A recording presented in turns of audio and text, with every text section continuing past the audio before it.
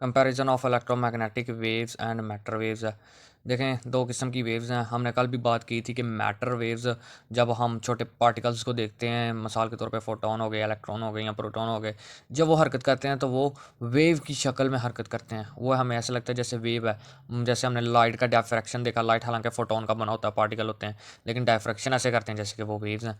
और इलेक्ट्रोमैग्नेटिक तो होती ही वेव्स हैं, तो वो आपके दरमियान में इन दो वेव्स का हम कंपैरिजन करने लगे हैं। इलेक्ट्रोमैग्नेटिक वेव्स हैं आपके पास, इसके बीच में आप देखो, they have electric and magnetic field associated with them. इसके बीच में दो किस्म की जो हमारे पास फील्ड हैं, इलेक्ट्रिक और मैग्नेटिक, जो कि एक दूसरे के साथ प्रोपागेट करती रहती हैं, एक उस तरफ और दूसरी उस तरफ। एक दूसरे के ऊपर नीचे जो है ना परपेंडिकुलर प्रोपागेट करती हैं और आगे को जाती हैं। लेकिन जो मैटर वेव है, इसके बीच में कोई ऐसी इलेक्ट्रिक और मैग्नेटिक फील्ड नहीं होती। These waves can pass through vacuum. अब इलेक्ट्रोमैग्नेटिक वैक्यूम के इलेक्ट्रिक और मैग्नेटिक फील्ड हैं, और वो फील्ड को कोई मैटर हो या ना हो, मीडियम हो या ना हो, उनको कोई ज़रूरत नहीं पड़ती, तो वो वैक्यूम या स्पेस से पास कर सकते हैं। जबकि मैटर वेव का मतलब ही मैटर वाला है, यानी कि अगर मटेरियल ही नहीं होगा तो वो वेव कैसी।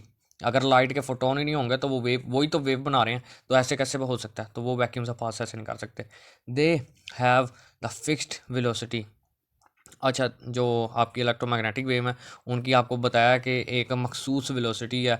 वो ही वेलोसिटी एक इलेक्ट्रोमैग्नेटिक वेव की तमाम जो है ना आपके पास मौजूद होगी। लेकिन मैटर वेव वो उस पर डिपेंड करता है, उसकी स्पीड कितनी है, होती इनकी लाइट से कम है, इलेक्ट्रोमैग्नेटिक वेव की लाइट से बराबर होती है। और जबकि मैटर वेव जो कि मटीरियल है, लाइट की स्पीड नहीं गेन कर सकता। एल्बर्ट आइंस्टाइन ने भी कहा था इस बारे में, तो वो कम होगी।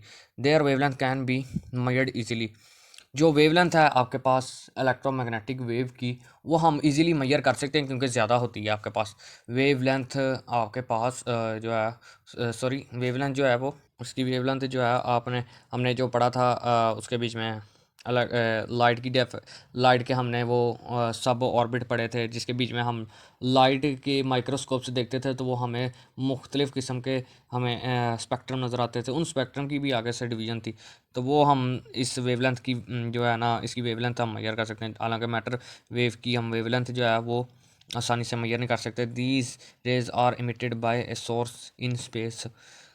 ये जो these rays are emitted by a source in space, कहता है कि ये जो इलेक्ट्रोमैग्नेटिक वेव्स हैं, ये एक किस्म की रेज हैं जो कि स्पेस में से इमिट हो रही होती हैं। ठीक है, ये जो है मतलब कि इसमें कोई मटेरियल की पाबंदी नहीं, या कोई दूसरी चीज़ की हमें पाबंदी नहीं कि स्पेस हो या मटेरियल हो तब ये वेव्स होंगी।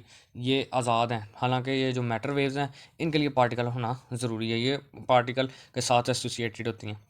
और their energy are quantised, their energy are not quantise. अब जो इलेक्ट्रोमैग्नेटिक वेव है, उसकी क्वांटिटी जो है वो क्वांटाइज होती है, यानी कि क्योंकि वो सबसे छोटे यूनिट्स होते हैं, तो उसकी हम क्वांटिटी आराम से बता सकते हैं। ये इतने इसकी क्वांटाइज की एनर्जी इसकी इतनी है।